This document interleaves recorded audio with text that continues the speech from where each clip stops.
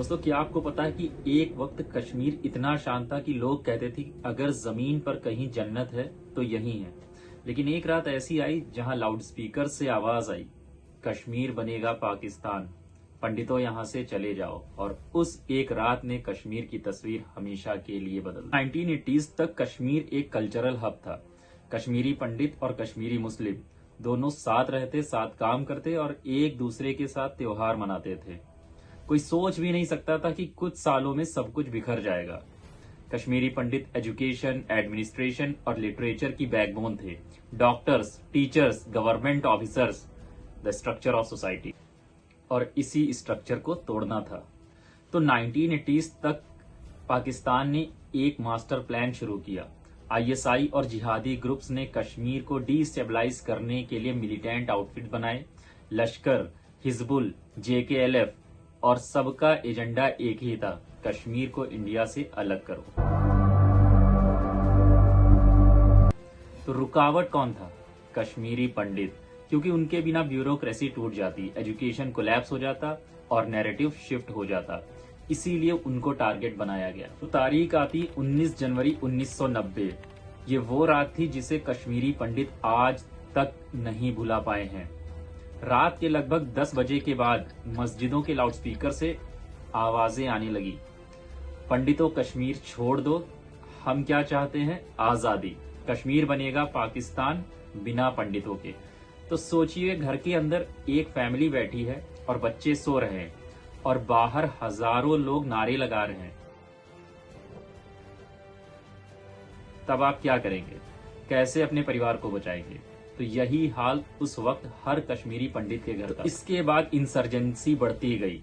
Militants ने selective target killings, doctors, professors, जजेस, teachers, एक एक नाम लिखकर मार दिया गया। बात करते हैं कुछ नामों की।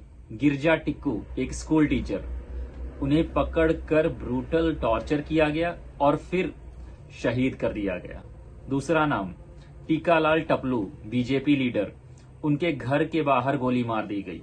तीसरा नाम सुरूश कौल, एक 27 साल का इंजीनियर, सिर्फ इसलिए मार दिया गया क्योंकि वो पंडित था।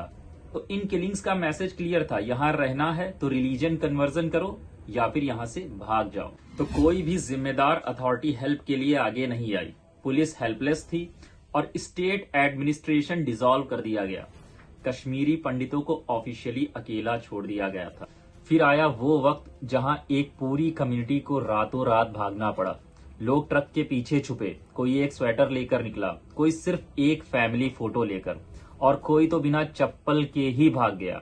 लगभग 2 लाख से ज्यादा कश्मीरी पंडित अपना घर छोड़कर जम्मू, दिल्ली और इंडिया के दूसरे हिस्सों में रेफ्यूजी बन गए। अपने ही देश में रेफ्यूजी, जिनको कभी कश्मीर का हीरो माना जाता था, वो आज टेंट में रह रहे थे। Heat stroke, unhygienic camps, diseases, depression, एक पूरी जनरेशन ट्रॉमा में पल गई। तो जहां जहां मंदिर थे वहां आज जाकर पता चलता है कि या तो वो तोड़े जा चुके थे या ऑक्युपाई किए जा चुके थे। अब सबसे बड़ा सवाल, 30 साल तक इस इशू पर चुप्पी क्यों? क्यों कोई कमीशन नहीं बना? क्यों किसी मिलिटेंट को सजा नहीं मिली? क्यों गवर्नमेंट चेंजेस के बाद भी कोई अकाउंटेबिलिटी नहीं आई? तो इसका सिंपल सा आंसर है पॉलिटिक्स। कश्मीरी पंडित्स एक वोट बैंक नहीं थे और उनकी कहानी इनकन्वीनियंट थी, इसलिए उन्हें इग्नोर करना आसान था। तो आज कश्मीर बदल रहा है। कुछ पंडित फैमिलीज वापस जाने की बात करती हैं, लेकिन सवाल यह है कि घर क्या होता है? घर वो जगह होता है जहां मेमोरीज होती हैं, जहां चाइल्डहुड होता है, जहां मिट्टी की खुशबू होती है। और जब एक घर 30 साल से खाली पड़ा हो, तोड़ दिया गया हो या कब्जा करा जा चुका हो, तो वापस जाना सिर्फ एक डॉक्यूमेंट पर सिग्नेचर भर ही होता है। तो ये लगभग इमोशनली इम्पॉसिबल जैसा लगता है। तो कश्मीरी पंडित एक्सोडस सिर्फ एक कम्युनिटी की ट्रेजेडी नहीं है, ये वार्निंग है कि अगर सोसाइटी में एक्सट्रीमिज्म को इग्नोर किया जाए, अगर पॉलिटिक्स को ह्यूमन राइट्स से ऊपर रखा जाए, तो वो जन्नत भी जहन्नुम बना सकता है।